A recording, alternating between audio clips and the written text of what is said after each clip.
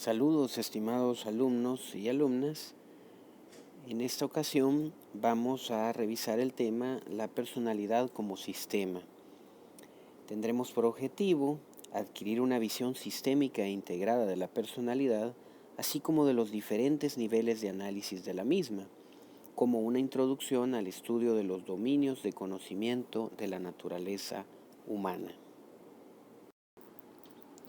Si bien es cierto que probablemente en nuestra formación profesional estamos acostumbrados a escuchar la palabra sistema en relación a los diversos sistemas anatómicos, por ejemplo, el sistema nervioso central, el sistema nervioso periférico, y así otros sistemas importantes como el sistema digestivo, circulatorio, etc. En cuanto al estudio de la personalidad, entenderemos la personalidad como un sistema biopsicosocial. Un sistema que integra, como lo hemos mencionado, factores biológicos, psicológicos y sociales que nos llevarán a constituir un sistema único que implica una huella digital llamada personalidad. Como hemos visto, la personalidad es la peculiar manera de pensar, sentir, actuar y comunicarse de cada hombre o mujer. Esta noción ya no debe ser extraña para nosotros, pues hemos abordado anteriormente el enfoque de Stern sobre la unitas multiplex. Si revisamos el esquema anterior en alusión a una visión sistémica de la personalidad, podemos encontrar cómo ella está relacionada directamente con nuestra conducta. Está relacionada directamente con la conducta humana. Pero no solamente podemos verla de una manera tan aislada, sino en constante interacción con diversos elementos. Para el caso, partiendo de esta visión biopsicosocial, encontramos ahí los efectos también socioculturales como parte de los aspectos sociales y vemos cómo existe esta dialéctica y la personalidad desemboca en lo que es tener una conducta. Pero la conducta tiene dos facetas, una faceta subjetiva y una faceta objetiva. Los aspectos subjetivos de la conducta son aquellos que cada individuo maneja internamente, y a esto se refieren los aspectos de pensar y sentir. Pero esto no se queda solamente a un nivel subjetivo, sino que el individuo en su conducta también muestra aspectos objetivos, la conducta observable tradicionalmente hablando, que podemos ver claramente desglosada en los métodos conductuales de la psicología. Esta parte objetiva entonces se concreta y se expresa de manera explícita en nuestro actuar y en lo que expresamos verbalmente, por ejemplo, hablar. Centraremos nuestra atención a continuación en uno de los conceptos más importantes que veremos a lo largo de la clase, y es el de rasgos y, por otro lado, los mecanismos psicológicos. ¿Qué entendemos por rasgos psicológicos? Los rasgos psicológicos son características descriptivas de la personalidad de un individuo que permiten describir en qué difiere o es similar a otro individuo. Incluye aspectos significativos y consistentes de la persona. Los rasgos son, por ejemplo, las actitudes, los motivos, los sentimientos, las creencias, las metas, los deseos, etc. Fíjense la relación del concepto de rasgos con el concepto general de personalidad, cuando se refiere a estos elementos que permiten describir en qué somos distintos y en qué somos similares a otro individuo. Importante elemento a recordar a lo largo de todo el curso. Cattell, uno de los más importantes psicólogos de la personalidad, definió los rasgos como tendencias de reacción relativamente permanentes. Por ejemplo, una persona suele ser agresiva. Fíjense al expresarlo, suele ser agresiva. Quiere decir de que esta persona ha convertido la agresividad como una tendencia común en su vida, una tendencia de reacción cuando va manejando, cuando platica con sus familiares, en el trabajo, en pareja, etc. Esto lo volvería, según Cattell, como en un rasgo de personalidad. Por otro lado, encontramos el concepto de mecanismos psicológicos. Los mecanismos psicológicos, a diferencia de los rasgos que son características, son más bien procesos de la personalidad.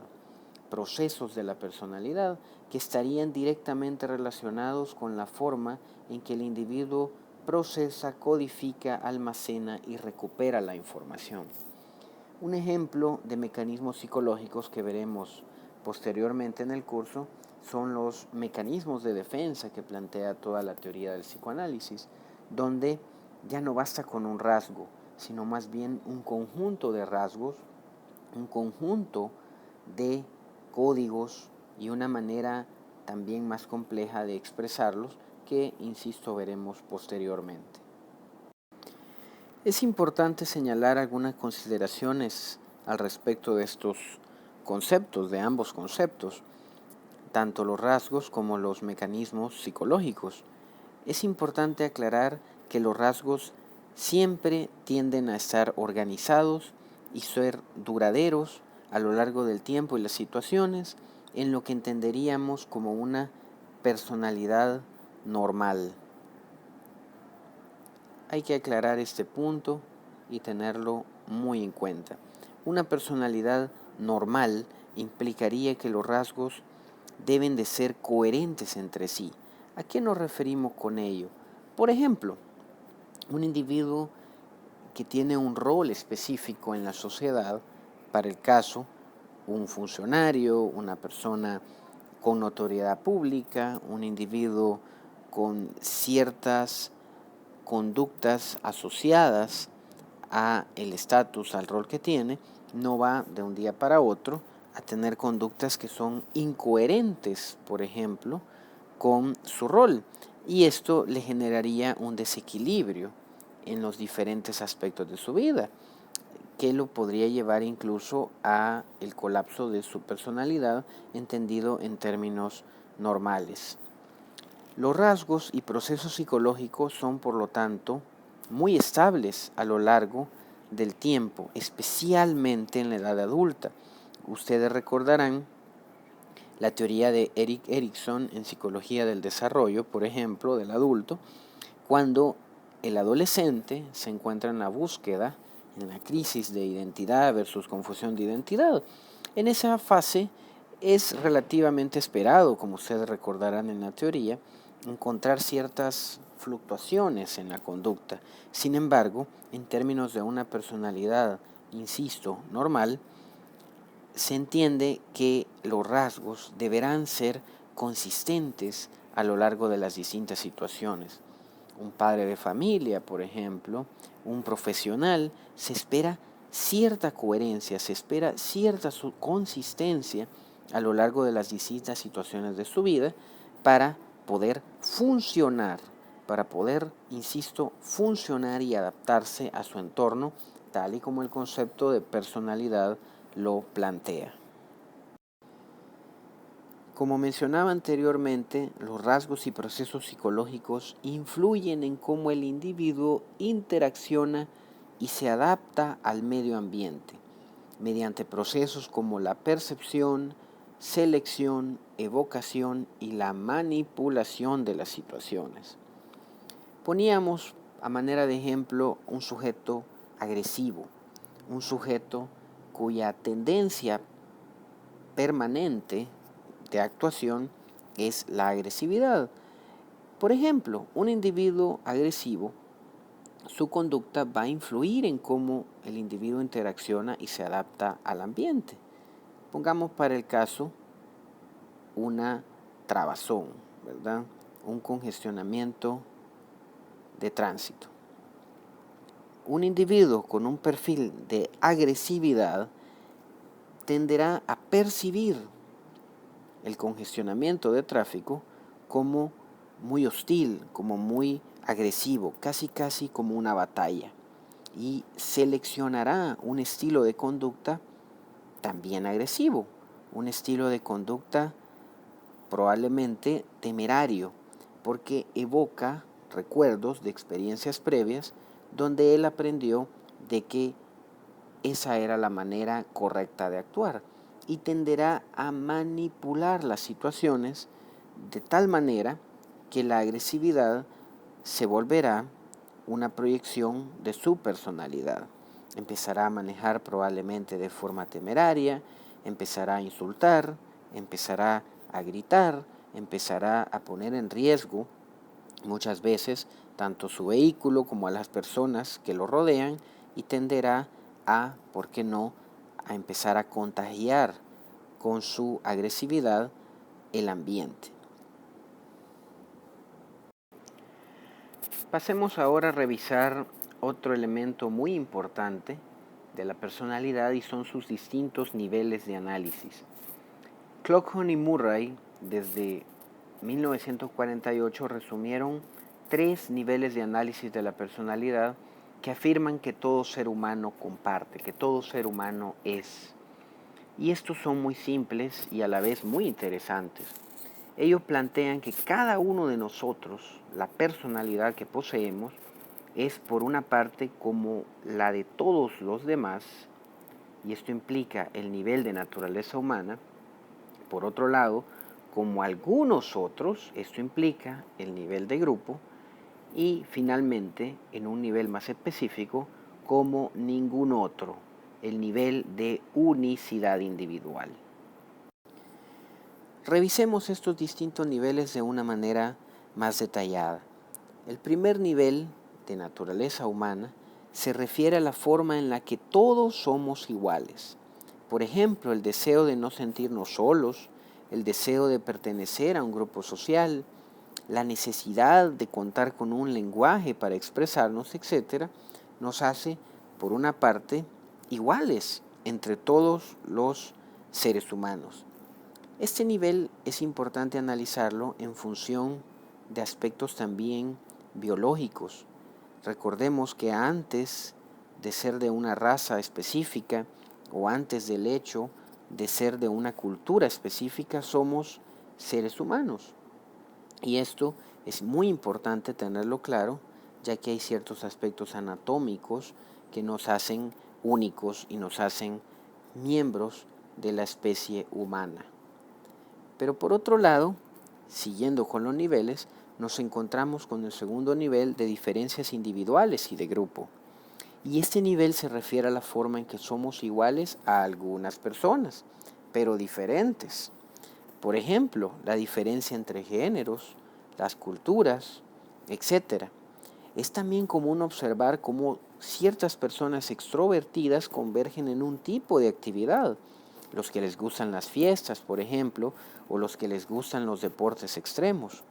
O bien cómo algunos eventos sociales son más frecuentes entre un género con respecto a otro.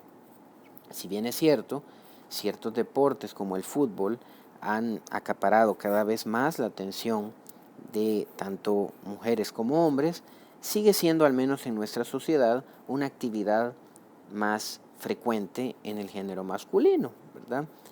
También es importante analizar las diferencias de grupo en función también de ejemplos bastante claros que vemos a nivel mundial.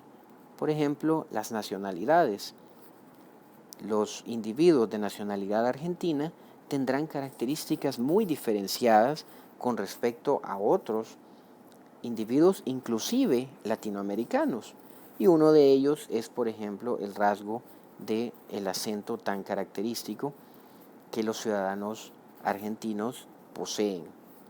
El tercer nivel, por ejemplo, se refiere a la unicidad individual.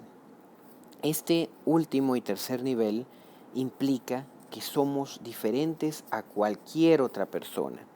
Esto quiere decir que no hay dos personas iguales. Aun si estas son gemelos idénticos, no tendrán las mismas personalidades.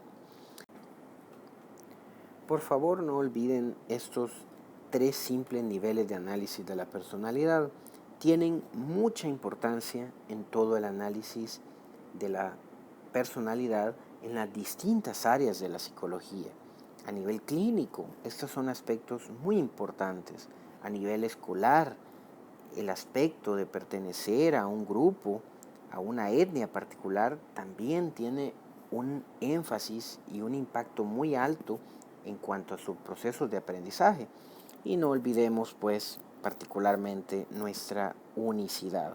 Cada uno de nosotros, cada uno de los seres humanos, tenemos una dignidad y una identidad muy particular que debe ser siempre muy tomada en cuenta en el análisis profesional de la psicología.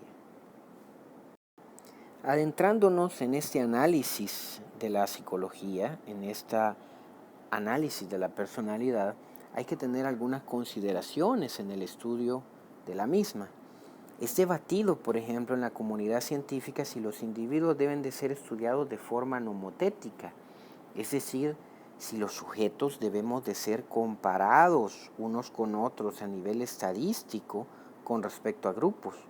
Esta forma de analizar la personalidad es también muy frecuente, muy común. Nos analizamos en referencia al grupo social al que pertenecemos. Decimos, este individuo es un sujeto ansioso en función de el grupo al que pertenece. Decimos, este individuo es excéntrico en función del grupo al que pertenece. Este individuo, por ejemplo, es ansioso en función del grupo al que pertenece. O bien, existe otra manera de estudiar la personalidad y esta implica una manera ideográfica, es decir, centrándose en un solo individuo a lo largo del tiempo, evitando comparaciones, tomando su unicidad como el centro del análisis. Estos planteamientos, aunque suenen un poco atípicos, son propios, por ejemplo, de la teoría humanista de Carl Rogers, que veremos ya cerca del final del curso. Carl Rogers plantea que cada individuo tiene su propio proceso de autorrealización e incluso se muestra muy resistente la teoría a compararnos con otros sujetos, un planteamiento muy propio del humanismo. Ya que empezamos a mencionar algunas teorías en este curso, como la de Erikson, como la de Carl Rogers, recordemos que posteriormente revisaremos algunas teorías como la de Freud, Jung, Maslow, Karen Horney, Allport, etc. Es importante señalar qué funciones deben de tener las distintas teorías de la personalidad. Si lo queremos ver, qué requisitos tienen que tener estas teorías para ser útiles, para que éstas sean funcionales y nos den luz sobre el estudio de la personalidad. Uno de los principales elementos que deben de tener es que estas teorías deben proporcionar una guía para los investigadores. Ya mencionaba, por ejemplo, el psicoanálisis. El psicoanálisis debe guiarnos a nosotros, los investigadores de la personalidad, sobre qué elementos debemos buscar. Por ejemplo, el psicoanálisis centrará sus hallazgos en aspectos relacionados a la infancia del individuo, en aspectos señalados como las crisis edípicas, los complejos, etc. Mientras que, por ejemplo, las teorías como, por ejemplo, las humanistas de Maslow plantearán la satisfacción de necesidades básicas, de necesidades sociales, etc. También las teorías de la personalidad deberán organizar estos hallazgos conocidos. Es decir, no simplemente detectar elementos, sino organizarlos en categorías. Yo mencionaba, por ejemplo, la teoría de Erikson. ¿En qué crisis se agrupan esas características que encontramos en los sujetos? ¿En qué etapa está? ¿Qué virtud subsana el sujeto? Y un elemento fundamental que cada teoría debe buscar de la personalidad es hacer predicciones. Y este elemento es, por qué no decirlo, creo yo, una de la parte esencial de toda la psicología. De muy poco nos serviría tener teorías fabulosas de la personalidad, de muy poco nos serviría organizar los hallazgos que encontramos en nuestras investigaciones si no nos sirven para intentar al menos predecir cómo un sujeto se comportará, intentar predecir cuál será el resultado de continuar en esta dinámica de personalidad, qué consecuencias tendrá el individuo, etcétera. Esto lo veremos, por supuesto, en cada teoría que desglosaremos en futuras sesiones. ¿Qué pautas entonces utilizamos para evaluar las teorías de la personalidad? ¿Cuál va a ser nuestra norma para tomar en cuenta si una teoría de la personalidad nos es útil o no? Aparte de las funciones que veíamos, revisábamos en la lámina anterior, es de tomar muy en cuenta la amplitud que tienen las teorías. ¿A qué nos referimos con la amplitud de las teorías? Es decir, si sus planteamientos nos sirven en distintos escenarios, en distintos tipos de población, en distintos elementos de la sociedad. De repente pueden haber teorías muy interesantes, pero que son aplicadas únicamente a una realidad como por ejemplo norteamericana, dejando de lado todas las características propias de Latinoamérica, por ejemplo. Las teorías deben de tener además valor heurístico, posibilidad de comprobación y parquedad. Estos elementos son muy característicos del método científico. El valor heurístico implica que sus planteamientos deben de estar siempre sujetos a discusión. Ninguna teoría tiene la última palabra sobre la personalidad. Todas y cada una de estas teorías son lo que son los referentes de la personalidad porque han sido sujetas a discusión. Se analizan sus defectos, se promueven sus virtudes y se genera un debate constante sobre su certeza y validez en los distintos escenarios donde se implementan. También se busca siempre que sus planteamientos tengan posibilidad de comprobarse. Si decimos que un individuo se ha quedado estancado, por ejemplo, en una crisis, pues debemos de tener mecanismos que nos permitan comprobar si esto es cierto o no. Si un individuo decimos que tiene un complejo de inferioridad, deberemos tener mecanismos que nos permitan comprobarlo. Debe ser a la vez parca, es decir, sus premisas deben de ser breves y concisas, muy puntuales, de tal manera que podemos decir o aseverar si este individuo está en un estado o en otro en cuanto a su personalidad. Y a la vez deben de ser compatibles e integradoras entre los distintos dominios y niveles que hemos revisado anteriormente de la personalidad. Es decir, no podemos con una teoría nueva romper planteamientos clásicos sin justificarlo, sin generar cierta compatibilidad científica entre las teorías y los niveles que la componen. Finalmente, como una introducción a los futuros temas que revisaremos después, vamos a revisar los 6 distintos dominios acerca de la naturaleza humana. En su libro de Larsen, Psicología de la Personalidad, ustedes encontrarán desglosados a lo largo de todo el texto estos dominios. Primero, y a continuación, revisaremos el dominio disposicional. Este dominio centra los distintos aspectos de la naturaleza humana, estudiando en qué formas diferimos unos de otros, cuántas son esas formas, de dónde vienen estas formas y cómo se desarrollan y mantienen. Aquí centramos nuevamente la atención al concepto de rasgos.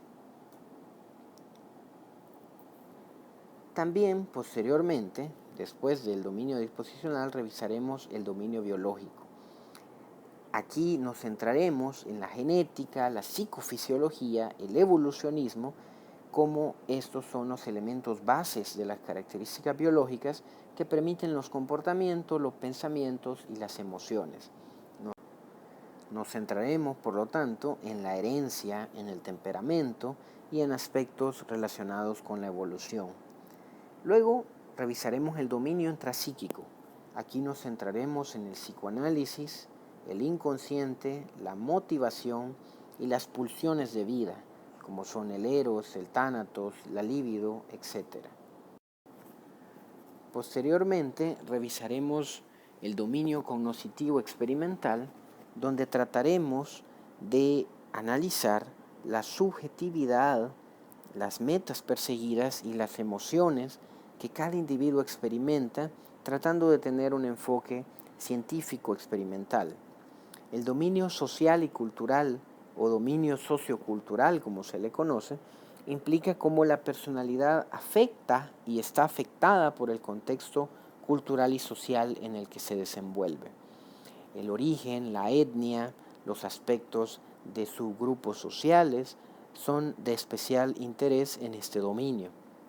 Y finalmente el dominio de adaptación, un dominio muy interesante donde analizaremos cómo el individuo afronta, se adapta y se ajusta a los sucesos vitales estresantes y a los acontecimientos de la vida cotidiana, cómo el sujeto enfrenta el día a día de su vida y cómo la personalidad se convierte en un reflejo de esta dinámica. En El Salvador esto es muy interesante, ya que podemos analizar cómo el individuo está manejando su vida en el día a día, cuál es la cotidianidad del salvadoreño y qué impacto tiene ello en su personalidad. No olviden revisar las diferentes fuentes, las diferentes referencias documentales para elaborar este contenido, principalmente el libro de Larsen y Bush de Psicología de la Personalidad, que a estas alturas deben de estarlo ya revisando para las futuras discusiones que tendremos en clase también presencial. Recapitulando entonces, hemos revisado, aparte de los conceptos fundamentales de rasgos y mecanismos psicológicos, también algunas funciones y normas de las teorías de la personalidad, y finalmente hemos introducido brevemente los dominios de la naturaleza humana. Para mí ha sido un gusto, estoy a sus órdenes y nos vemos pronto. Un saludo.